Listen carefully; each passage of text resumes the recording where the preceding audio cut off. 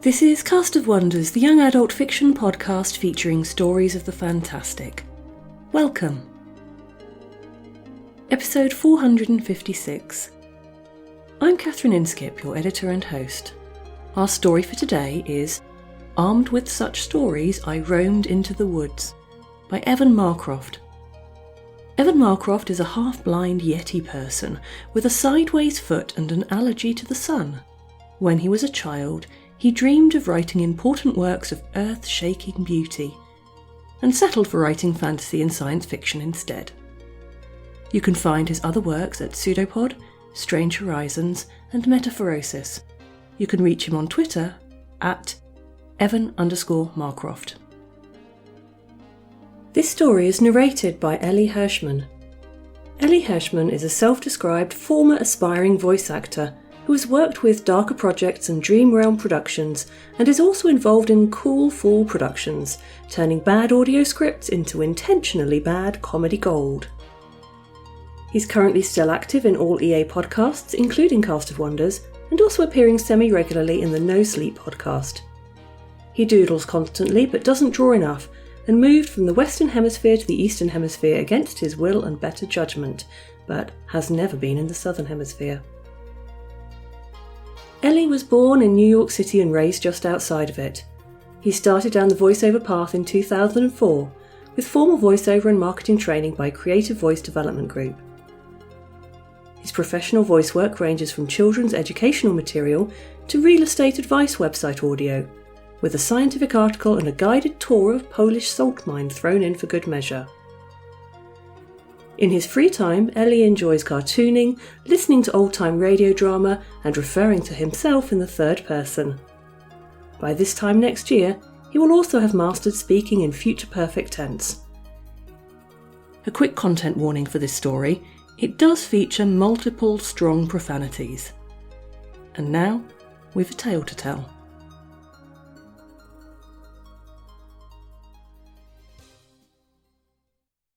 Armed with Such Stories, I Roamed into the Woods by Evan Marcroft. Never trust a wolf's promise, Atticus, my mother once told me. Remember the tale of Smiling John and Baron Icepelt. They lie between fangs, and their promises will only ever lead you into their belly. She was full of such morsels of wisdom. There was a fable for every lesson I should know.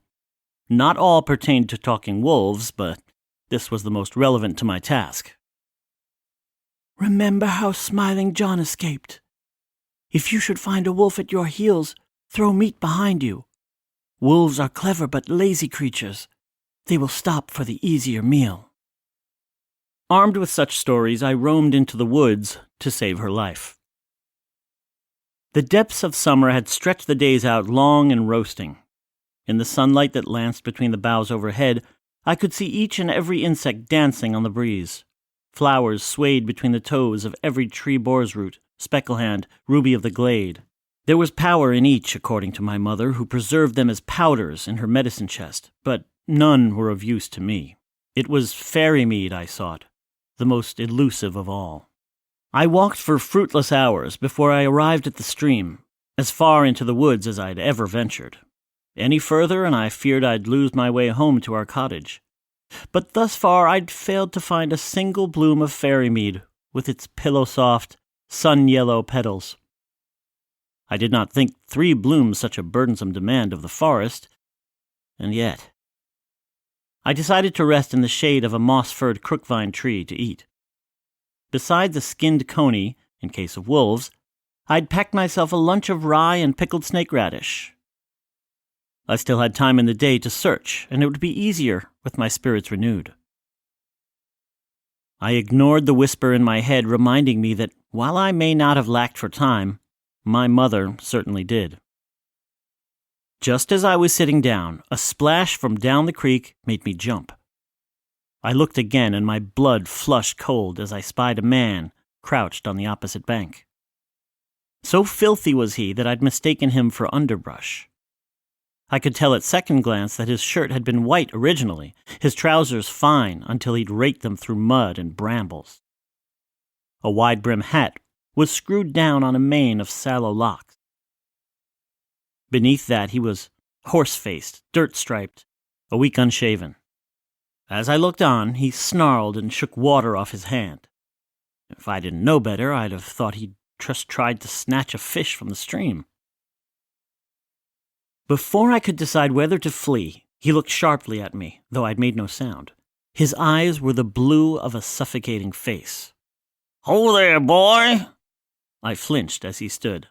I was no more than 12, and though he was as lean as a starving dog, he'd have looked down on the biggest man in town.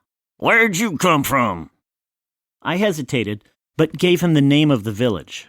I'd been raised to answer when an adult asked me questions. "I don't know that name. Where is it?" I motioned vaguely behind me, too dumbfounded to consider if I should.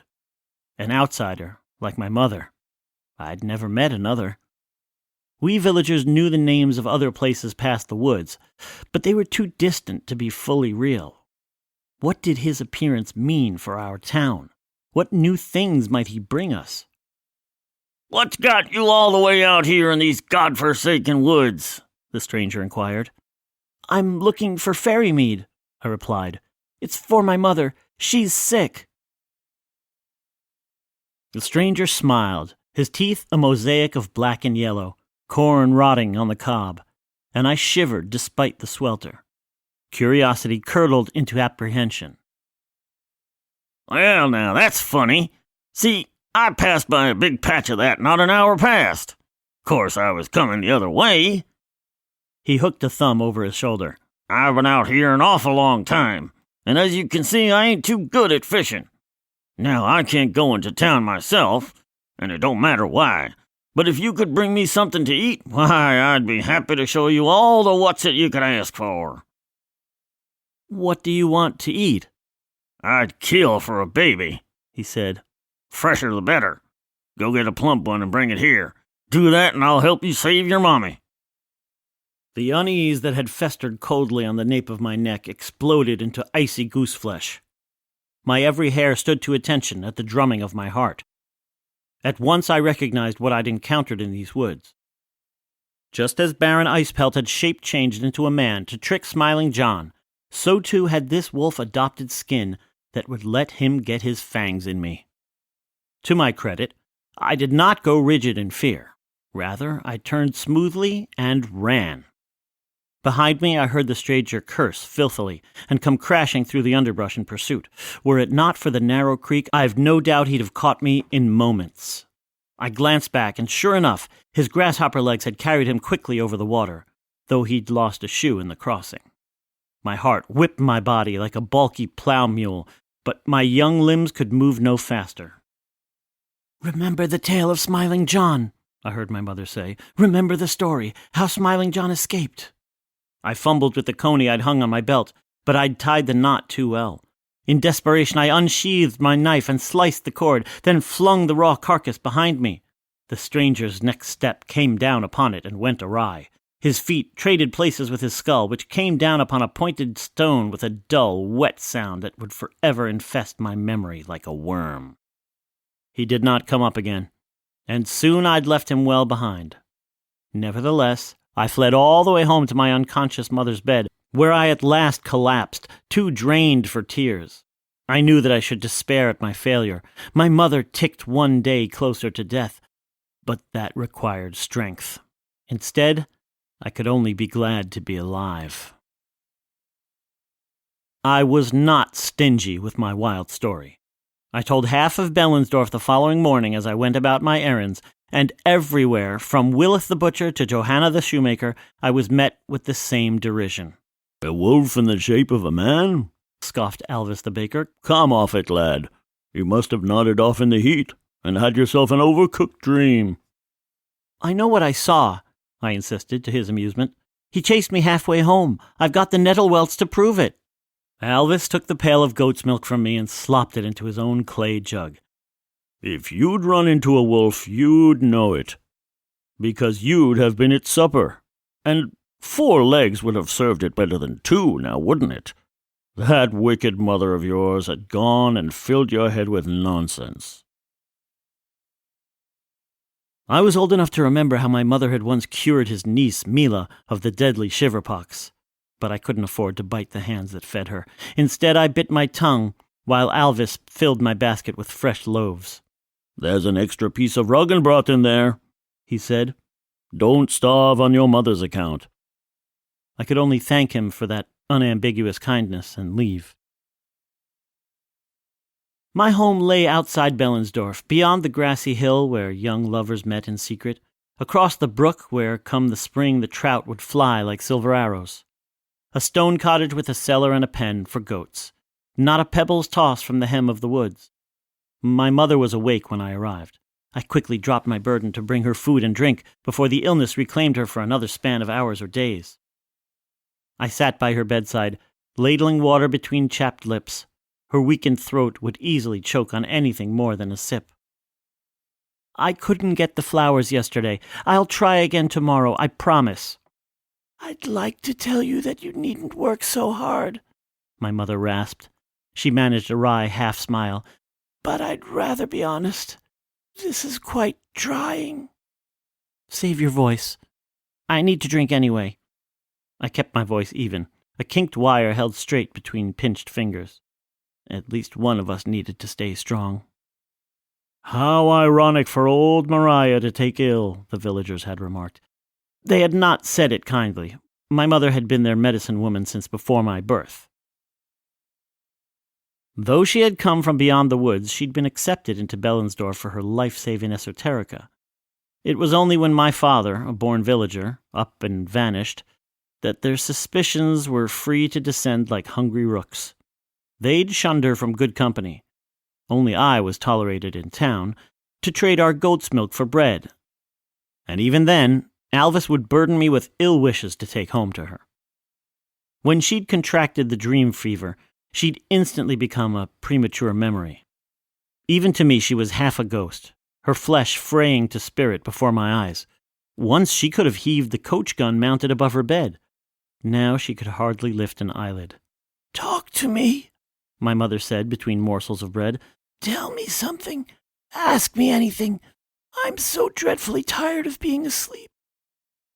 "What's it like on the other side of the woods?" My mother groaned. "Oh, never mind, I misspoke. I've told you so many stories already." I couldn't tell her what I'd encountered out there. The worry could well kill her. Still, I was curious. The stranger had come the other way, he'd said, which meant the way she'd come all those years ago. "Tell me something real, then." My mother relented with a grimace. "It's different than here. Bigger, more complicated. It's dangerous, and it asks that you be dangerous too. I was a different person there than I am here. I could never have been a mother." I'd received this sort of non-answer before. A lie would never escape her lips, but the truth was its lifelong cellmate. "That doesn't tell me anything."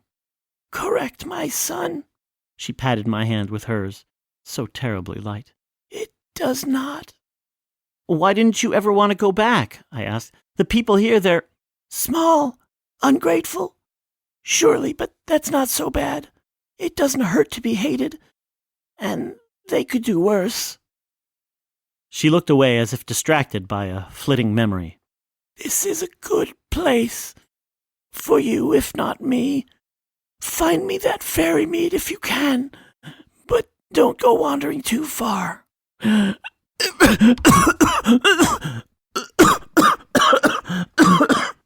A coughing fit overtook her, a sign that the sickness was dragging her under. I finished feeding her and tucked her in just as her eyes fell shut. No time for parting words. No time for small talk or laughter. As ever, I was left alone in our quiet house with the lurking terror that I would never hear her speak again. "Tell me, old Nan, what should I do?" Though her beard was long and silvery, old Nan kept her wisdom closely guarded, giving only an unblinking look for me to interpret. I sighed and returned to shoveling dung, letting the goat wander off to nibble at some crabgrass just beyond the pen. To be honest with myself, I'd begun to wonder if the townsfolk weren't right to doubt me. I could not deny the heat of the day, that I'd been weary, or that I was young and my mind not yet an inflexible block of facts. I knew what I'd seen, but it was not necessarily real, and if that were so, there was no reason I should not return to my search in the woods. Yet, as I walked through those imaginary wilds, my stomach twisted itself into tighter and tighter knots. The woods were vast and infinitely deep, but if the stranger were real, I was sure beyond reason that any path I took would lead me to him. Just as a story could only travel linearly from beginning to bloody conclusion. The other goats bayed needily, prodding me with their stubby horns. The day was growing long. Sweat dewed fat upon my neck. Tomorrow, I had a choice. Today, I had chores. I planted my shovel in the goat pen and went to fetch the ripened sugar figs that would sweeten their milk. When I returned, the stranger was stomping through the meadow between my house and the woods. The sugar figs fell from my fingers and sank into the scat and piss. "You little shit!" the stranger growled as he stepped ungracefully over the fence. "You chopped-up fucking abortion! Get over here!" Pinned between truth and fantasy, I did not think to run. 4 knuckles struck me across the jaw and set the world spinning. The stranger snagged my collar before I hit the ground and pulled my face to his. His unholy stink of unwashed groin and sun-ripened corpse was suffocating. I breathed in to scream and felt my gullet touch something sharp. "That's a knife," the stranger growled. "Scream and you're a patch of dirt in the woods. Got it?" I nodded as shallowly as I could. "Good," said he. "I ought to gut you right here and see if goats really do eat anything. But that would take time, and I can't be out of them woods for long, see? Ain't your business why. So count your blessings and listen. I'm fixing to stick around these parts for a while, and that means you got work to do. You got newspapers here? I want some of those. And I want soap. God, I smell like hell. Can you get that baby?" Despite the steely tickle at my throat, I still shook my head no. The stranger grumbled under his breath. "Fine. Any meat, then. Younger the better. And cheese. And first light tomorrow, you'll take it to where you was damned to meet me." His other hand lunged into view, and indeed his knife was longer than a stakefly's sting. "If you don't, let me show you. Ah!" With a sudden shout, he released me. I dropped to my feet and saw that old Nan had come to my defense, driving her horn into his calf. Buttocks in the muck, the stranger howled a string of curses. Then as I looked on, his rage ignited. He seized old Nan by the neck and twisted. Fragile bones went crickle-crackle. Old Nan crumpled like a house of cards. The stranger stood, impossibly. The hole in his leg had stopped bleeding. In fact, there was increasingly less hole. In the afternoon light, I witnessed that wound pucker like a rashy mouth, then fold into itself, leaving only pink, new skin. The stranger heaved the goat onto his shoulder and shoved me to the ground. "This'll do for meat," he said. "But you best get the rest, and don't tell no one, or I'll eat your eyes and piss in your skull." Halfway to the woods, he looked back and hollered, "And bring some booze, too." And then he was gone. I remained where he'd left me, afraid that any movement would bring him back. My mother had shared with me dozens of monster stories, geist stories, dragon stories, wolf stories especially, narratives of unkillable beasts outfoxed by sharp-witted boys. In 3 acts, a twist, and a chase, everything would be resolved. Monster dead, boy wiser. In none of them had the monster ever followed the boy home. I'd never heard of a newspaper, though I could gather its meaning. When folks wanted to know the goings-on of town, they either knew already or they asked. The stranger's other demands were not hard to fulfill. My mother had a stash of coinage in her medicine chest, which purchased a cheese wedge, a lump of soap, and a bottle of potato vodka from Alvis, who made the stuff on the side. I delivered them in the morning as ordered. It was the furthest thing from my desire, but I'd lost more than a drop of blood to his threat's sharp tip already. Old Nan's bones jutted from the ashes of the stranger's campfire like the legs of a dead spider. He slugged down half the vodka in front of me and let out a rancid belch. "That's good stuff," he said, swirling the remainder appreciatively. Bring more tomorrow, and a new pair of socks. My feet itched to turn and flee before the drink reawoke his hunger. My heart forced them to stay put. "I've done what you wanted," I said. "Tell me where you found the fairy mead." "The what now?" The stranger threw back his head in a raspy guffaw. "Boy, I ain't never heard of what you're looking for. Now get before I get mean." I ran, with my cheeks sizzling in shame, having realized too late that I'd become a slave. I brought him his things the following day, and the next as well, and the one after that. Each time we met, I tried something from my mother's stories to drive him off. If he would not let me go, then I would rid myself of him. He was not a wolf in a man's skin, but his true nature remained opaque. He failed to notice the mixture of salt and rust I scattered at my feet, said to frighten off dustgeist, and neither did he crisp like bacon in the presence of a half-melted horseshoe the way a hill hob should. It seemed my mother's bedtime bestiary was missing pages. I wondered if she'd torn them out herself. "You look like a runaway nightmare," Alvis remarked when I stopped in on the fourth day for supplies. He was not smirking the way he did when disparaging my mother. I was sure I did, and sleep was not at all what I lacked. "Another bottle," I muttered, clinking a few of my remaining coins on the counter. My mother's stockpile was verging on depleted. What would I do then? Break in and steal what I needed? And while I was running errands for my survival, my mother was shriveling ever deeper into her pillow. "Is she really drinking all this?" Alvis asked. "It helps with the pain."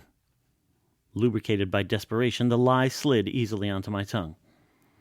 Alvis reached under the counter and slid me 2 bottles. "I don't want your money," he said, his expression flat and impenetrable. "Go on home, and quick. Unless my eyes are darkening prematurely, the storm is on its way."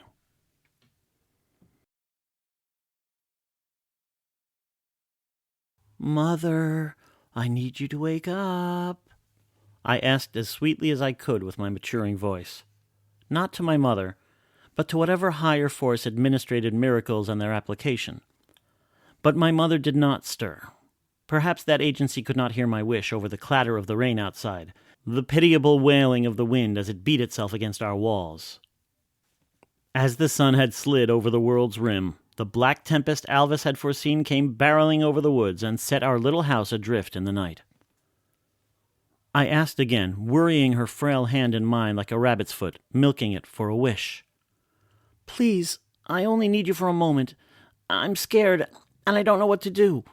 I want to be strong, but I'm just too young." And wasn't that the crux of it all?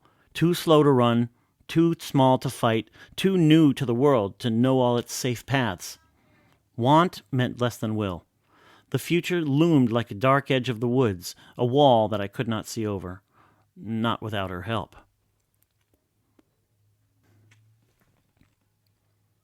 My father had disappeared when I was too little to keep lasting impressions. The details of his face shifted with each recollection. I had adapted to his loss so long ago that I could not remember missing him, becoming acclimated to my lopsided life as one born without a leg. But if I lost my mother, it would be a bloody amputation, and I would be left to crawl, easy prey for anything that might come hungrily along. I jolted at a rapping at the door. The plank of rough oak flexed inward with each blow, its hinges straining. I clenched my mother's hand with white knuckles and held my breath. "Hey, boy, are you there?" The stranger's voice carved through the door like a rusted saw. "I know you are. I can smell you. Come here and let me in." He'd been drinking. I could hear it in the way he teetered from one word to the next. There was silence for a few hanging moments. When the stranger spoke next, it was from the shuttered window of my mother's room. If not for the wall, he could have reached out and turned my face backwards the way he'd done old Nan. "It's raining," he whined. "I want to come in where it's warm and dry. Let me sit by your fire a while. Do you like stories? I could tell you all sorts of stories. Things I've seen, things I've done." A dreadful swelling pause, a breeding pit of horrific possibilities, and then, "I'd really like to meet your mother." "Atticus." Suddenly my mother was gripping me. "Hand me my gun." I did as ordered and pulled her coach gun off the wall. She made sure that it was loaded with 2 payloads of buckshot and then leveled it at the window. I could not say from where she was withdrawing that strength, but I knew she would have to pay it back with dividends. Is that the saintly woman I hear now? Pleasure to meet you, ma'am. My name is... I know what you are. My mother's voice was a knife brandished with her tongue. Leave this place at once. Try to come inside and I'll pop your face off. A low, carnivorous chuckle. That won't kill me. And then I'll kill you. Maybe, my mother replied, but I reckon you'll be going about it with no eyes to see and no mouth to breathe. You'll stumble blind in the woods, and your skin will grow back over worms and splinters. That's nothing I would suffer. The stranger fell silent. Whispering, I spoke up. Mother, what is he? I might have told you once in a story, she muttered back, her gaze unwavering. But stories are just skins we drape over frightening things. Scary costumes still less fearsome than the truth beneath. They protect us from it, but sometimes from us as well. My son, I've done you wrong teaching you how to run from wolves. I should have shown you how to shoot. The teeth at the window gnashed, inhaling storm and breathing venom. Bitch, sick old whore. I smell rot sitting in. I'll eat you when you die. Best hope your boy buries you deep. A finger poked in through the crack in the shutter, then another. Both fell to the floor, jaggedly sawn off at the knuckle. The stranger's message was immediately clear to me. I can come in as I please. My mother and I remained in portrait stillness, the coach gun squared at the window, myself crouched low, until a quarter hour passed with no sound from the stranger, and we could be confident he'd gone. At that point the gun tumbled from my mother's hands, and she collapsed back into her bed. Alderweem, stump call, and boar's root, she said. 2 parts 4 and 3. That's something real. It was indeed. I instantly grasped her meaning. I bent to pick up her gun off the floor, but not to put it back on the wall. Go to sleep, I said. You've given me all I needed. At the break of morning, when every leaf still cupped a sip of dew, I went to deliver the stranger his vodka. The prospect chilled me, no telling what mood I'd find him in, but the plan I'd cooked up demanded the risk. I came across the stranger curled beneath a lean-to of branches roofed with leaves. He'd built it too small, so that his feet stuck out one side. The new socks I'd brought him were soaked through. Under other circumstances, it would have been a pitiable scene. "Here you are, sir," I said, laying the bottles and other provisions at his feet. The stranger replied with a bearish groan and rolled over, pulling his hat over his head. Oh, fuck off, little boy. I've got a hangover that would split your skull. It seemed my luck had turned with the weather. I'd come expecting punishment for my mother's slight. "This should help," I said. I turned and made my way briskly home. There I retrieved my mother's gun and climbed into the goat's pen. My mother was asleep where I had left her, propped up inside the hutch, liberally smeared with mud and dung. I joined her there, coating myself with same, layering goat stink over boy stink. Nothing to do then but wait and watch the invisible hours steer clouds across the sky. It would happen today, or perhaps tomorrow, but either way it would happen and it would be done. I awoke to the sound of a distant howl, whose agonized tenor strummed my spine like a fiddle string. I shot upright, clutching the coach gun to my breast, and listened. It came again, this time louder, nearer. Not an animal, not a man either. I shrunk down into the mud and squinted through the slats in the hutch. There, a darkening amongst leaves, movement at the edge of the woods. The stranger emerged into the meadow, moving briskly but unsteadily. I couldn't make it out from this distance, but something was wrong with his right leg. It now jointed contrarily to his left, pushing him sideways rather than forward. His right arm hung lower than the other and curled stiffly towards his sternum. When he spoke, his throat seemed to twist his voice into something inhuman, the way a horn could monstrify a whisper into a boom, as though his throat too had spiraled like an overgrown nail. "Boy, boy, boy," he seethed with every hobbling step. "You gone and made me so happy. You found my very last straw. I get to do all kinds of things to you now. You're going to be a real pleasant afternoon for me. Come on out. Let's get busy." Alderweem, stump call, and boar's root, 2 parts, 4 and 3. I had not a millionth of my mother's medicinal expertise, but she'd schooled me in several useful herbs. Those powders put together were a poison potent enough to kill a bull and salt the earth it died on. I had hoped it would be enough for whatever the stranger was. It seemed my hope had spoiled the recipe. From my hiding place, I listened to him rampage through the house, cursing all the while. I winced at the splintering of wood, ceramic, and glass, guessing he'd found my mother's medicine chest and smashed every precious vial inside. That final act of destruction seemed to convince him the house was empty, however. He came stomping outside and stalked around the house to where I'd left the cellar doors ajar. The shadow that splayed across the grass beside him now bore only a trivial resemblance to mine, its protrusions and flanges corresponding to no feature of the human body. Imagining that my every step was on eggshells, I crept from the hutch and followed. I hugged the corner as he descended the rickety cellar stairs. The coach gun seemed to shrink in my hands, a suddenly inadequate weapon. Yet, as my mother had taught me with the story of Prince Mouse and the Demon Cat, the smallest thorn could fell the largest of monsters if leveraged properly. Creak, creak, creak. Each step he took was an opportunity for my frayed nerve to snap. Every shallow breath I dared was another that he might smell. Creak, creak, creak. Then, finally, the crunch of boot on dirt. The stranger had reached the bottom. It was now or never. My nerve held. I leapt into the doorway, planted my feet, and pointed the coach gun down the stairs. My mother had never taught me to shoot, but I'd observed the weapon's potency against foxes and squirrels. My heart recoiled at the sight of what the stranger had become, crushing my lungs flat and empty between it and my spine. But framed as he was by the cellar door, I could hardly miss. Our eyes met, but the understanding that should have finished between two mortal persons failed to spark. It was like seeking humanity in the mouth of an inferno. "Boy." My finger flinched against the trigger, and 2 shells of buckshot smeared away that nightmare face like a thumb through wet ink.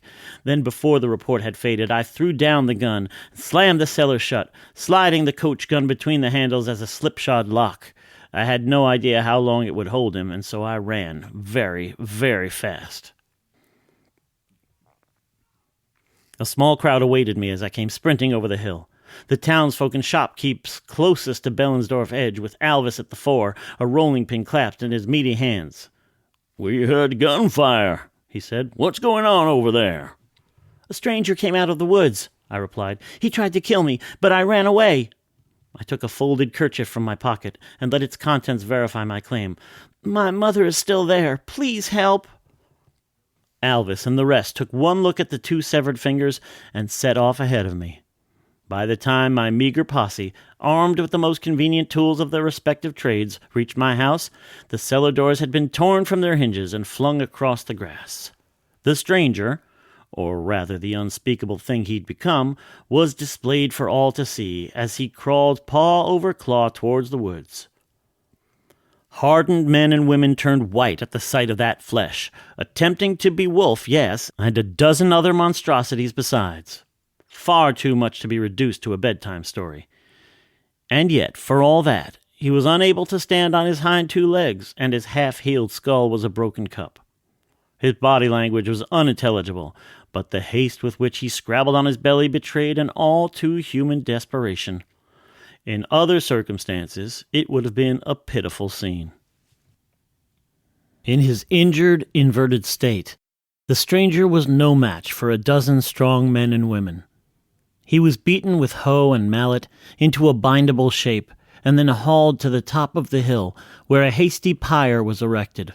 The stranger screamed as he burned, and he burned for a long, long while. His restorative abilities no match for pain, poison, and flame. None in Bellensdorf had seen him with his human suit all buttoned up.